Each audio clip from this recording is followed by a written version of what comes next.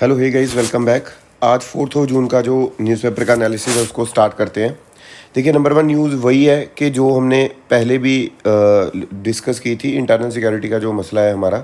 और internal security को यहाँ पे चलते हुए देखिए, जो जम्मू के कई जो यहाँ पे अपने कश्मीरी पंडित थे जो कि पहले जम्मू में शिफ्ट हो गए थे, वो बाद में यहाँ पे इनको एक सोसाइटी में शिफ्ट कर दिया गया था कि धीरे धीरे यहाँ पे उनको दोबारा से बुलाया जा रहा था, है ना। तो अब इसमें क्या देखने को मिलता है कि बिकॉज कि 1 जून के बाद में जो अटैक्स हो रहे हैं, टारगेटेड किलिंग्स हो रही हैं, जो हमने कल भी देखी कि जो टारगेटेड किलिंग्स हो रही हैं, उन चीज़ की वजह से दोबारा से क्या हो रहा है, वापस जाने की यहाँ पे तैयारी में। ये देखिए, इस पिक्चर में ये भी दिखाया गया कि मैक्सिमम जो लोग हैं यहाँ से जाने के लिए तैयार हैं और जा भी चुके हैं बहुत लोग, क्योंकि लाइफ जो है वो यहाँ पे डेंजर में है, क्योंकि टारगेटेड किलिंग्स हो रही हैं। अब ऐसी किलिंग्स नहीं हो रही कि जो बंदूक है कि अगर वो ओपन होएगी, गोली मारते हैं, वो सबके पास चलेगी, नहीं। वो टारगेटेड कि भाई ये बंदा यहाँ पे काम कर रहा है, ये बाहर से आया है, या फिर ये हमारी कम्युनिटी का नहीं है, या फिर ये यहाँ का नहीं है, तो इसको हम क्या करेंगे, मार देंगे। ठीक है, तो इस तरह का जो माहौल है, उस जगह पे रहना बड़ा मुश्किल हो जाता है। सो दैट्स वाई यहाँ पे ये लोग हैं जो श्रीनगर वैली है, जो उसको क्या कर रहे हैं, छोड़ के जा रहे हैं। ठीक है जी। तो पहली चीज़ तो यही है। अब इसके ऊपर क्या है कि इसके ऊपर इंटरनल सिक्योरिटी का एक बहुत बड़ा मसला है। इसमें जो हमारे होम मिनिस्टर, उन्होंने बोला कि मैं सिक्योरिटी सिचुएशन को यहाँ पे जम्मू एंड कश्मीर में रिव्यू करते हैं, फिर उसके बाद में इसके साथ में बात करेंगे। फिर नंबर 2 यहाँ पे न्यूज़ आती है about the UP to push India's growth story Modi. देखिए, इसमें बहुत ज़्यादा कुछ ऐसा नहीं आया कि भी कुछ इंपॉर्टेंट आया है कि अडानी ग्रुप और उत्तर प्रदेश गवर्नमेंट ने वो बोलते कि एक MOU साइन किया है, जिसमें वो बोल रहे हैं कि हम एशिया का largest integrated ammunition manufacturing complex खोलेंगे in Kanpur section of the Uttar Pradesh defence industrial corridor. ठीक है, तो अभी इसमें क्या है, प्राइम मिनिस्टर नरेंद्र मोदी ने भी यही बोला कि भाई ये जो पार्ट है, ये सारी की सारी चीज़ें, आत्मनिर्भर भारत तभी हम बन पाएंगे जब हम यहाँ पे अपनी जो बड़ी बड़ी फैक्ट्रीज या बड़ी बड़ी इंडस्ट्रीज़ हैं, उन चीज़ों को खोलेंगे और हर एक चीज़ है जो वो हम अपने यहाँ बनाने की कोशिश करेंगे। नंबर 3 जो यहाँ पे हमारे पास न्यूज़ निकल के आती है आज के न्यूज़पेपर में, वो है रिगार्डिंग के किस तरह से यहाँ पे एक न्यूज़ यहाँ पे हमें देखने को मिलती है अबाउट दी कम्युनल वायलेंस। ठीक है, कम्युनल वायलेंस भी क्या कि कोई टीवी चल रहा था, टीवी पे जो Bharatiya Janata party spokes person Nupur Sharma, उन्होंने प्रॉफिट के बारे में कुछ बोला, तो उसके बाद में कानपुर में इस तरह का माहौल बन गया, आपके सामने जो क्लैश है वो होने लगी। अब इन चीज़ों का रीज़न क्या हो सकता है, इसके पीछे हमें मेंस का क्वेश्चन आ सकता है, उसके बारे में चर्चा करते हैं।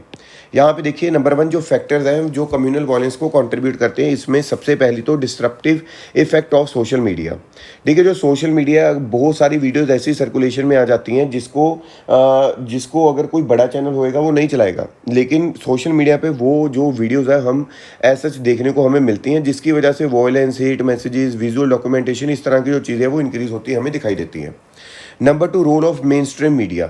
जो मेन स्ट्रीम मीडिया है वो इस तरह की जो डिबेट्स करवा रहा है, बस आप देखिएगा कभी भी न्यूज़ चैनल अगर खोलते हैं तो उसमें न्यूज़ तो कम आती है, लेकिन डिबेट्स होगी, एक दूसरे को गाली निकाल रहे हैं, एक दूसरे को मारपीट कर रहे हैं, इस तरह की जो चीज़ें हैं वो आती हैं, जिसकी वजह से जो पॉलिटिकल आइडियोलॉजी है हर एक चैनल की डिफरेंट हो चुकी है। हर एक चैनल जैसे बोलते हैं कि भाई कोई चैनल एक पर्टिकुलर गवर्नमेंट को सपोर्ट कर रहा है, कोई चैनल एक पर्टिकुलर अपोजिशन को सपोर्ट कर रहा है, कोई बंदे सिर्फ और सिर्फ अपोज करते हैं, कोई बंदे सिर्फ और सिर्फ उनकी गलतियाँ गिनाते हैं, और कोई बंदे सिर्फ और सिर्फ उनके गाने गाते हैं। तो ये जो चीज़ है वो एक बहुत ज़्यादा प्रॉब्लमेटिक हो जाती है। Lack of value based education, जो एजुकेशन है वो किस तरह की हो चुकी है कि हमने डिग्री लेनी है, हमने जॉब करनी है, बस। लेकिन जो वैल्यूज़ वाली एजुकेशन जो पहले होती थी, वो अभी जो चीज़ है वो बहुत ज़्यादा क्या हो चुकी है, डिटीरियोरेट हो चुकी है, वो बहुत ज़्यादा कम भी हो चुकी है। मतलब वो हम लेसर मैनर में बहुत ज़्यादा देखते हैं। अगर हम नेक्स्ट पॉइंट की यहाँ पे बात करें, majoritarian hegemony and minority insecurities. यहाँ पे जो मेजॉरिटी वाले कहीं पे भी अगर आप देखो किसी स्टेट में किसी पर्टिकुलर रिलीजन की कम्युनिटी की मेजॉरिटी है, तो वो मिनॉरिटी के ऊपर क्या करने की कोशिश करती है, हेजमनी बनाने की कोशिश करती है।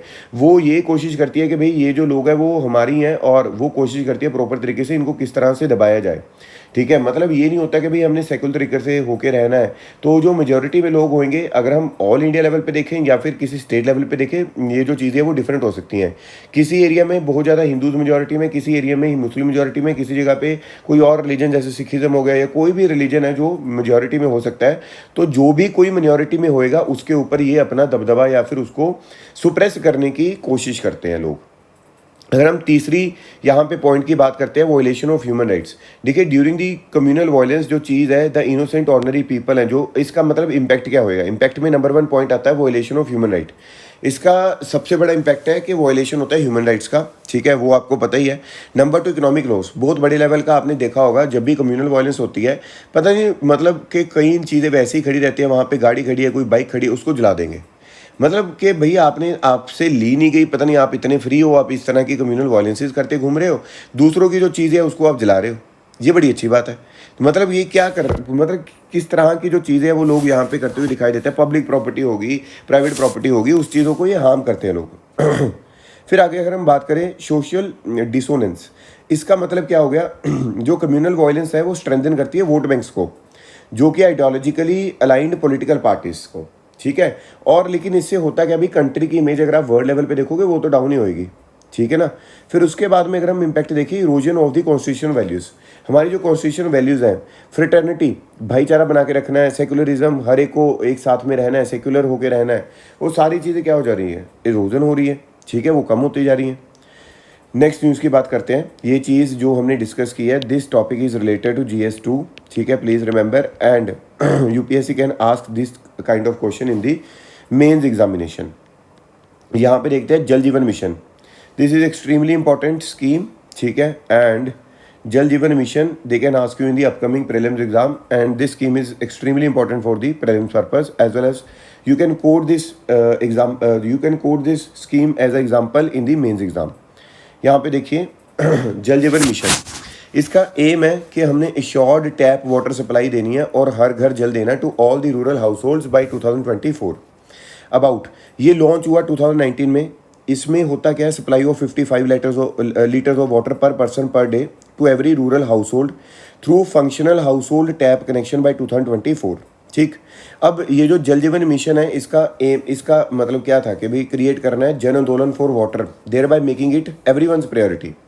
ये जल शक्ति मिनिस्ट्री के अंडर आता है। इसका एम क्या है, the mission ensures functionality of existing water supply system and water connection, water quality monitoring, testing, हर एक तरह से एक चीज़ को हमने प्रोवाइड करना है। जल शक्ति मिनिस्ट्री के अंडर आता है। 2024 का टारगेट याद रखना है और जन आंदोलन करना है। जन आंदोलन का मतलब खुद लोगों को पार्टिसिपेशन भी दिखानी है खुद की। लॉन्च हुआ 2019 में। हर एक के पास 55 लीटर पर पर्सन पर डे के हिसाब से हमने एवरी रूरल हाउस होल्ड में पानी पहुंचाना है और आपने इंश्योर करना है कंजिगेटिव use of conserved water, drinking water source augmentation, drinking water supply system, grey water treatment and it's reuse, right. तो ये वाली स्कीम हमारे लिए बहुत इंपॉर्टेंट है और अपकमिंग प्रीलिम्स एग्जाम के लिए भी इंपॉर्टेंट है, आपने याद रखनी है। नेक्स्ट न्यूज़ की बात करते हैं। Conversion unless forced is not prohibited, ये बोला हाई कोर्ट ने। कन्वर्जन जितने टाइम तक क्या नहीं है, मतलब फोर्सफुली नहीं की जा रही, उतने टाइम तक प्रोहिबिटेड नहीं है भाई। अगर फोर्सफुली की जा रही है फिर प्रोहिबिटेड है। ऑब्वियसली अगर कोई अपनी मर्जी से अपने आप को चेंज करना चाहता है तो दे कैन चेंज। ये GS2 का पार्ट है। अगेन ये पॉलिटी एंड कॉन्स्टिट्यूशन का पार्ट है, कॉन्स्टिट्यूशन का पार्ट। देखिए यहाँ पे जो mister Upadhyay in his plea said religious conversion by the carrot and stick, ठीक है, एंड बाय हुक और crook not only offends article 14, 15, 21 and 25 of the constitution but also against the principle of the secularism. लेकिन carrot and stick का method क्या होता है कि पहले उसको एक लालच दिखाएगा, फिर उसको मारे पीटेगा, मतलब कि फिर फोर्सफुली उसको कन्वर्ट कर देगा। अगर फोर्स नहीं किया जा रहा फिर अलाउड है, अगर फोर्स किया जा रहा है वो अलाउड नहीं है। यहाँ पे देखिएगा आर्टिकल 25 है जो वो फ्रीडम ऑफ कंसाइंस देता है, फ्रीडम ऑफ प्रोफेशन देता है, प्रैक्टिस प्रोपेगेशन ऑफ रिलीजन। जो फ्रीडम ऑफ राइट है उसका मतलब है, फ्रीडम ऑफ राइट मतलब कंसाइंस वाला जो चीज़ है उसमें आर्टिकल 25 क्या बोलता है कि आपके पास, हर एक बंदे के पास, ऑल पर्सनज आर इक्वली इंटाइटल्ड, हर एक बंदे के पास इक्वली एक चीज़ है जिसका नाम है कंसाइंस, प्रोफेस, प्रैक्टिस, प्रोपेगेट, ठीक। अब कंसाइंस का मतलब क्या है, खुद की इनर फ्रीडम, वो किस हिसाब से अपने आप को चेंज करना चाहता है विद द गॉड और क्रिएचर, ठीक है। नंबर 2 राइट टू प्रोफेस, मतलब क्या है, अपने बिलीफ को, अपने फेथ को ओपनली फ्रीली प्रोफेस करना, डिक्लेरेशन करना आपका राइट है, आपको कोई नहीं रोक सकता। प्रैक्टिस, किस तरह से आप वर्शिप करना चाहते हो, कौन से तरीके से आप करना चाहते हो, आप मतलब कोई भी तरीका हो सकता है, वो ऐसा नहीं है, वो आपके ऊपर डिपेंड करता है। Rituals, ceremonies, exhibition of belief and ideas. फिर आता है हमारे पास राइट टू प्रोपागेट। प्रोपागेट का मतलब हो गया transmission and dissemination of one's religious belief to others और exposition of the tenets of the one's religion. तो हमारे पास कौन कौन सी चीज़ यहाँ पे देखने को मिली, कंसाइंस हो गया, प्रोफेस हो गया, प्रैक्टिस हो गया, प्रोपागेट हो गया।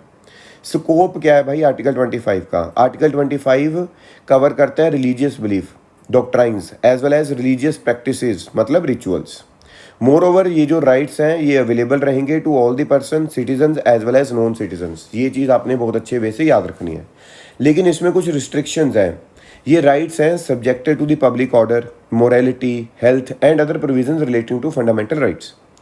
The state is permitted to regulate or restrict any economical, fiscal, political और other secular activity associated with the religious practice।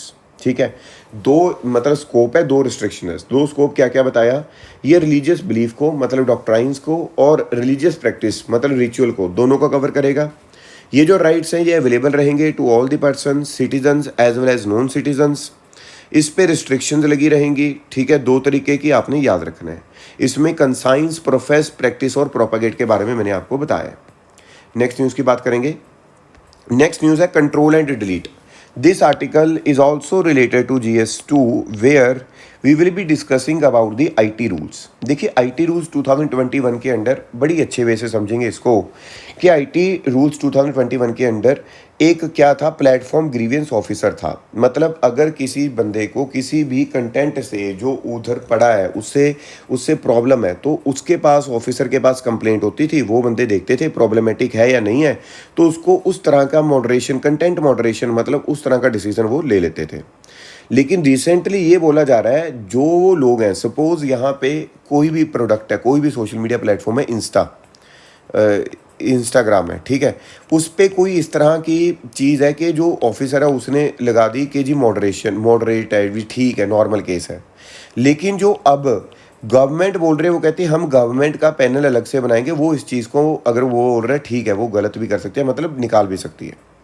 अब इसमें वो बोलते कंट्रोल और डिलीट। भाई ये कंट्रोल जब इतना आ जाएगा गवर्नमेंट के पास में तो ऑब्वियसली जो उनके खिलाफ में, गवर्नमेंट के खिलाफ में कोई भी चीज़ सोशल मीडिया प्लेटफॉर्म पे अगर उनको मिलेगी तो वो उनको क्या करेंगे, डिलीट करने की या फिर ख़त्म करने की कोशिश करेंगे।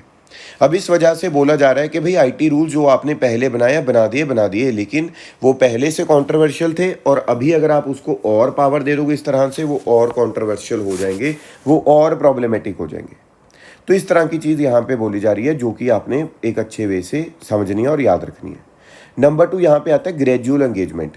This article this is also belongs to GS2 international relations. I have discussed in the yesterday's अपना क्या था न्यूज़पेपर डिस्कशन, आप उसको डिस्कस किए हुए को देख सकते हो। अफ़गानिस्तान इंडिया के बारे में भी किया था, इंडिया पाकिस्तान के बारे में भी किया था, आप उसको अच्छे वे से देख सकते हो। अगर हम यहाँ पे बात करते हैं new India needs free and quality higher education, इसके बारे में हम पता करते हैं। पहली चीज़ यहाँ पे क्या था कि जो न्यू इंडिया उसको फ्री और क्वालिटी हायर एजुकेशन चाहिए, उसके बारे में क्या क्या चीज़ें हैं। अब इसमें हमारे इंडिया के पर्सपेक्टिव से कोई एग्जाम्पल नहीं है, एक भी एग्जाम्पल नहीं है, but all the examples you can use in the mains examination. Number 1 उन्होंने बोला at a time when the demand for quality education is on the peak और राइजिंग। तो जो लीडिंग यूनिवर्सिटीज़ हैं इंडिया की या एडवांस नेशन की, वो फीस को जो है वो बहुत ज़्यादा मतलब डिमांड करती हैं।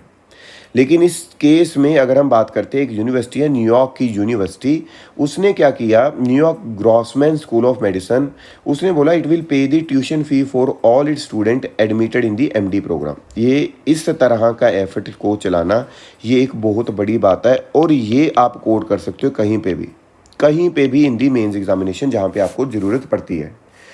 मेंस एग्जामिनेशन में जब एसए की हम बात करेंगे, एसए में भी यू कैन कोड दिस, ठीक है। फिर उसके बाद में यहाँ पे एक प्रोग्राम आता है नॉर्डिक मॉडल। जो नॉर्डिक कंट्रीज़ है जैसे कि डेनमार्क हो गया, फिनलैंड हो गया, आइसलैंड हो गया, नॉर्वे हो गया, स्वीडन हो गया, ये प्रोवाइड करता है free higher education to their people and overseas students were able to study for free until recently, ठीक है। तो नॉर्डिक मॉडल तो एक वैसी एक बहुत अच्छा मॉडल है। किस तरह से अच्छा मॉडल है, जितनी भी नॉर्डिक कंट्रीज़ हैं have a strong legacy of equality, extending equal opportunities, education system। जो नॉर्डिक कंट्रीज़ हैं वो मेजर करती हैं in place to promote gender equality, assist students from lower socio economic categories, तो इसी वजह से टॉप में रहती हैं। वर्ल्ड हैप्पीनेस इंडेक्स में Finland number 1, Denmark 2, Iceland 4, Norway 8, Germany 14। तो ये वर्ल्ड हैप्पीनेस इंडेक्स ही बता देता है कि कौन सी कंट्री कितना का काम कर रही है एक अच्छे वे से।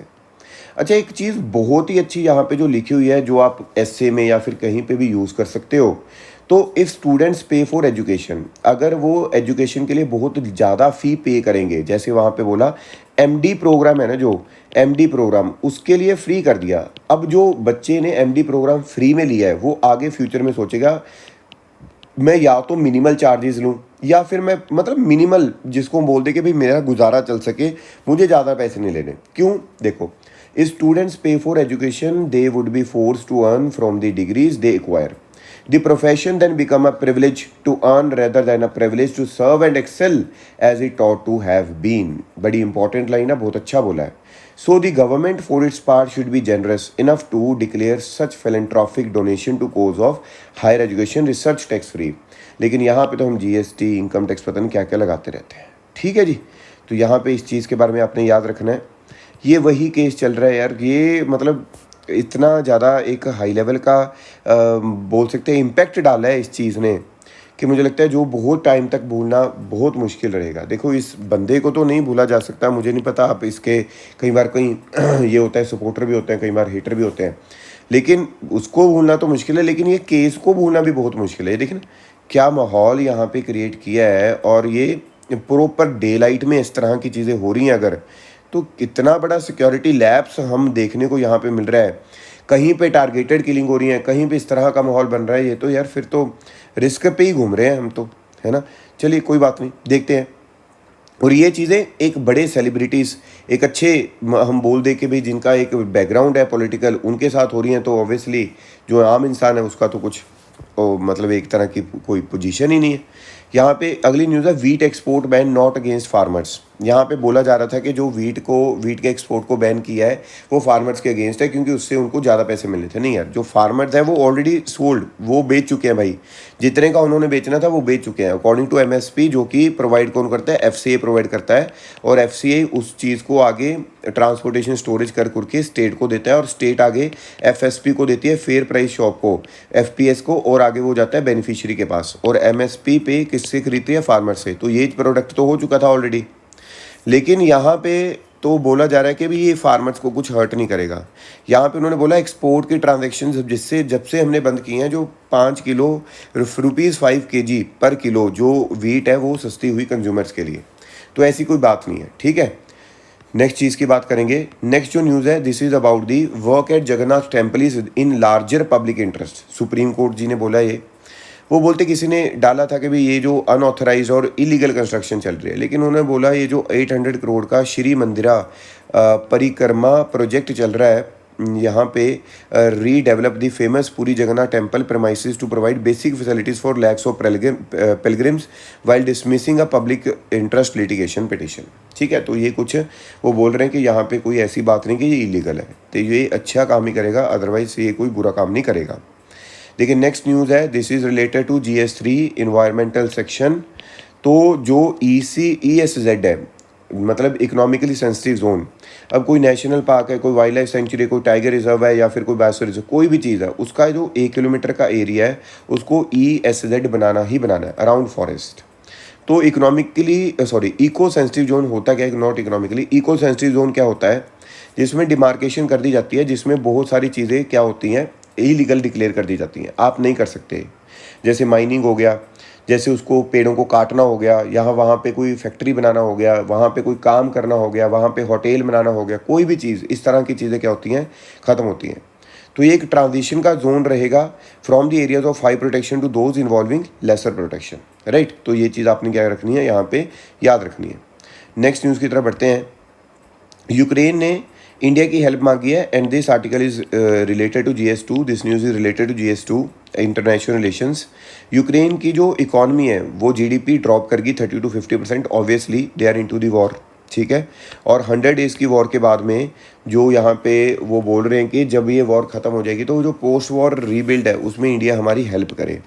इंडिया का एक वर्ल्ड लेवल पे आज की डेट में एक अच्छा रेलिवेंस हमें देखने को मिल रहा है, तो इस वजह से यहाँ पे इस तरह की चीज़ें देखने को मिलती हैं। जो श्रीलंका है वहाँ पे क्राइसिस परसिस्ट कर रहे हैं, अभी भी फूड क्राइसिस से उभरने के लिए वो UN की हेल्प मांग रहे हैं, ठीक है। यहाँ पे आपने एक कमेंट सेक्शन में एक चीज़ बतानी है, यूएन की कितनी एजेंसीज़ हैं या फिर जो स्पेशल एजेंसीज, जो मेन एजेंसीज़ हैं, मतलब जिससे मिलके यूएन बनता है, हम बोल सकते हैं जैसे United nation general assembly, United nation security council, वो आपने बताना है। चलिए आगे बताएंगे। आगे है जो परचेजिंग मैनेजर इंडेक्स है, उसने ये बोला है कि जो सर्विसेज है वो बहुत ही ज़्यादा अच्छे वे से ऊपर जा रही हैं, 133 मंथ हाई। तो मैंने आपको उस दिन भी बताया था जो परचेजिंग मैनेजर इंडेक्स है यहाँ पे, और इसको डिटेल में पढ़ते हैं। देखिए जो परचेजिंग मैनेजर इंडेक्स है ये एक इंडिकेटर है बिजनेस एक्टिविटी के लिए। ये एक सर्वे बेस्ड ये गलती हो गई। सर्वे बेस्ड क्या है यहाँ पे, सर्वे बेस्ड यहाँ पे हमें क्या देखने को मिलता है, ये सर्वे बेस्ड एक प्रोग्राम है जिसमें हम कैलकुलेट करते हैं separately for the manufacturing and services sector को। ये जो latest composite purchasing manager index है, इसमें 2019 का इसमें कुछ डेटा दिया हुआ है, लेकिन आपने याद रखना है यहाँ पे, इसको मैं क्या कर देता हूँ, डिलीट ही कर देते हैं लगे हाथ। तो इसमें आपने याद रखना है यहाँ पे कि किस तरह से, अगर तो ये 50 है, ठीक है, अगर तो परचेजिंग मैनेजर इंडेक्स 50 है, ये न्यूट्रल होएगा। 50 से ज़्यादा एक्सपेंड कर रही है इकॉनमी, कम है तो वो कॉन्ट्रैक्ट कर रही है। तो यहाँ पे जो सर्विसेज सेक्टर है उन्होंने बोला वो बहुत अच्छे वे से ऊपर जा रहा है, हैव रिकॉर्डेड इस best monthly expansion in more than 11 years. ठीक है, तो ये चीज़ आपने अच्छे वे से याद रखनी है, ये इंपॉर्टेंट चीज़ है। ठीक है, चलिए आज के न्यूज़पेपर में इतना ही। अगली बार के अपडेट्स के लिए आप ज्वाइन कर सकते हैं हमारा चैनल।